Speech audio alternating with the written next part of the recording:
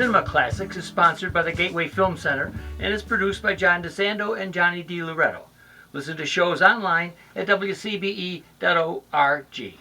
I'm Johnny DiLoretto. I'm John DeSando. This is Cinema Classics. It is, and it's time for the Central Ohio Film Critics Association to weigh in before anybody else on the best movies of 2020. Does anyone else think it's funny that the acronym spells out COFCA? I know it does. Sometimes I think that the life of a film critic in Central Ohio is so Kafka-esque. Well, we don't want to invite any of our listeners to our meetings. It'll certify it. Should have been KAFKA. Yeah, right. Okay, so we're tabulating the best of the year. So what did COFCA as a group decide? They decided. Notice I used the word they because I didn't. This was not my choice. Yeah, it's a group. Yeah, Promising Young Woman as their best film. Okay. And Nomadland is second. Okay. Okay. All right. And I'm not happy with The Promising Young Woman.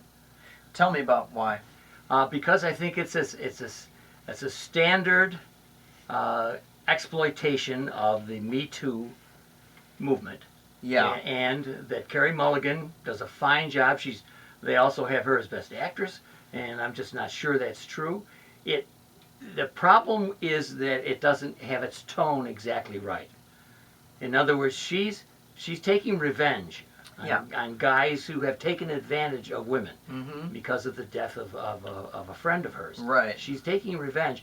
And this looks to me like, any way you look at it, a slasher film.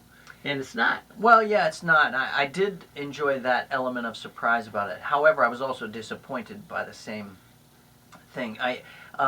Early on in the movie, we see, or we're left to believe, maybe, or it's intimated, that she's committing violence upon these people early on.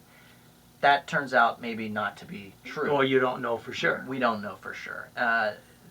That always makes me nuts in a revenge movie. Like, if you're going to deny me the violence in a revenge movie, then F your revenge movie. I think it is tonally masterful, actually, because I like the way, I like the slow burn reveal of her motivations and how that starts to complicate the relationships in her life. Some of those start to fray, some of those implode. Just ultimately at the end of it, though, when all is said and done, there's something missing from the movie. And anyway, I'm not sure that they handle the episode. I agree with you that it's not the year's best film. Right. Now, they're number 2, Nomadland. Okay. Now, we both have seen that. We saw it together. Yeah. I think I enjoyed it more than you, would be my guess. Another one where I felt like I'm just left wondering what that movie is in service of, other than demonstrating that Frances McDormand is a national treasure. Oh my God, you wouldn't believe when I put my review up, the number of women who responded couldn't wait to see it because it's not out yet. Yeah, she is phenomenal. I know. And what she manages to do with just her now craggy face, which seems like it could be put up there on Mount Rushmore. It's getting better and better with every year. Yeah, what a testament to actors everywhere, male and female alike, should take note that your aging face is an asset. Yes. However, the movie straddles the line between documentary and fiction. And I think that's a challenge for it. It's essentially about a lot of working class white people who, in their retirement age, have found themselves struggling with less than they'd anticipated, with less than they were promised, and so they have to make ends meet. I felt like the movie erred on the side of the documentary feel.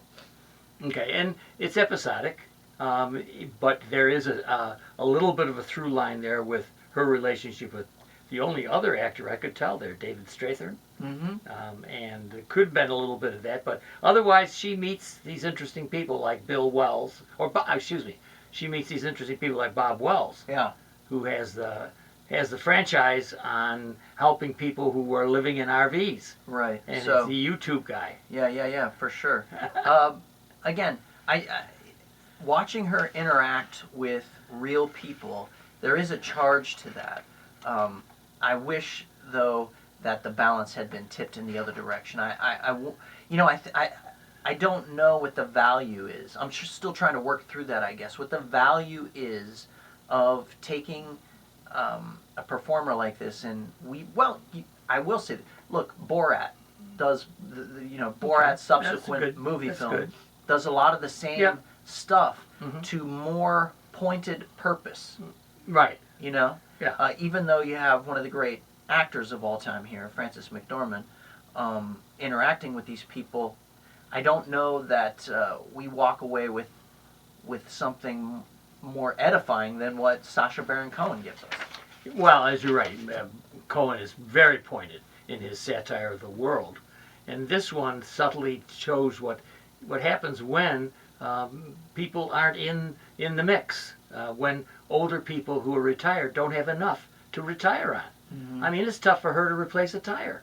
Yeah. So it's a difficult. Right. But she does it does have that traditionally male role of being able to wander at will. Yeah.